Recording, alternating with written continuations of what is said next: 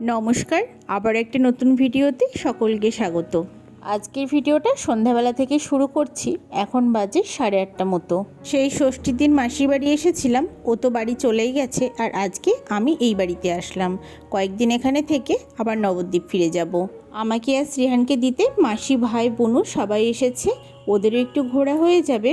মাসি তো প্রথমে রাজিই হচ্ছিল না, তারপরে অনেক অনুরোধ করে তারপরে রাজি হলো আসতে।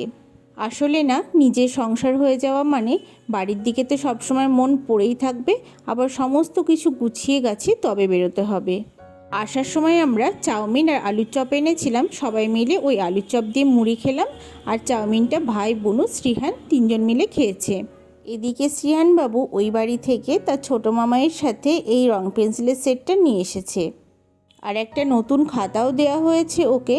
তো এই নতুন খাতাটি আর রং পেন্সিলের সেটটা পেয়ে এত খুশি হয়েছে, আর ড্রয়িংয়ের দিকেও দেখছি বেশ মন দিয়েছে। আর মা এসে দেখছিলাম এই তরকারিটা বানাচ্ছে আলু, বড়ি, বেগুন দিয়ে একটা ঝোল, আর এখানে বেগুনির জন্য এগুলো কেটে রাখা হয়েছে, বেগুন, কুমড়ো। আর এই বেগুনিগুলো বানানো হচ্ছে কালকের জন্য। কালকে আছে দশহরা, আমাদের রান্না করতে নেই, তো এই বেগুনিগুলো করা থাকলে সবাই যে যখন খুশি একটু মুড়ি খেতে পারবে আর কি। রাতে মা আবার সবার জন্য ডিমের ঝোলও বানিয়েছিল। আর আগে না মা এই মনসা পুজোতে আলুর তরকারি, ছোলার ডাল, লুচি এসবও করে রাখতো, এখন আর দরকার পড়ে না। সকালে বুনু যাচ্ছিল স্কুলে, বাপি দিতে যাচ্ছে। ও যতই বেড়াতে আসুক স্কুল ও মিস করবেই না। সকালে বাপির দোকান থেকে ডালপুরি কিনে এনেছিল, আমরা সকালের জলখাবারে ডালপুরি খেলাম, আর বুনুকে টিফিনে কিছুটা দিয়ে দেওয়া হলো।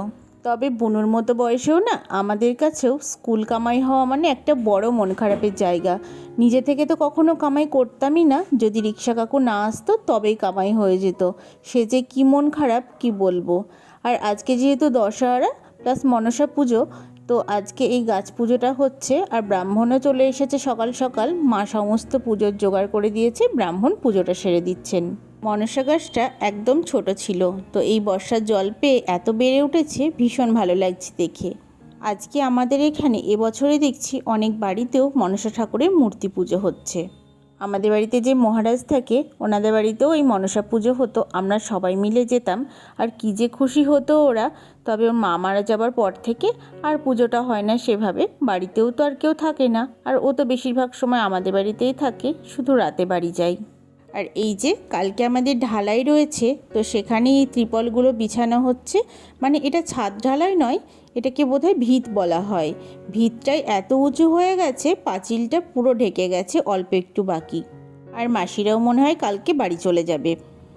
এখন বাজে বেলা 12টা মতো, আর বাচ্চা দুটোকে স্নান করাবো, মানে আমার ছেলে আর ভাইকে।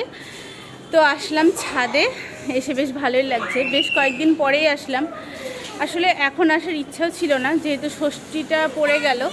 ষষ্ঠীতেও আসবো না ভেবেছিলাম, মাসি নিমন্ত্রণ করেছে বলে আরও আসতে হলো। তো আজকে দশহরা, মানে মনসা পুজোয় রান্না করতে নেই, তো এমনি হোটেল থেকে আনা হবে। আমিও খাবো, আমাদের ও বাড়িতে ভাত খাই, আর রান্নাবান্না সেভাবে হয় না, কিন্তু বাইরের খাবার খেলে খাওয়া যায়। আর বাচ্চাগুলোকে খাওয়াবো, বাপি খাবে, ভাই খাবে, মা খাবে না শুধুমাত্র। তো মা ওই ফল, চিড়ে, মুরগি আর এগুলো না মা খেতে পছন্দও করে না, বাধ্য হয়ে একটু একটু খেতে হয় আর কি।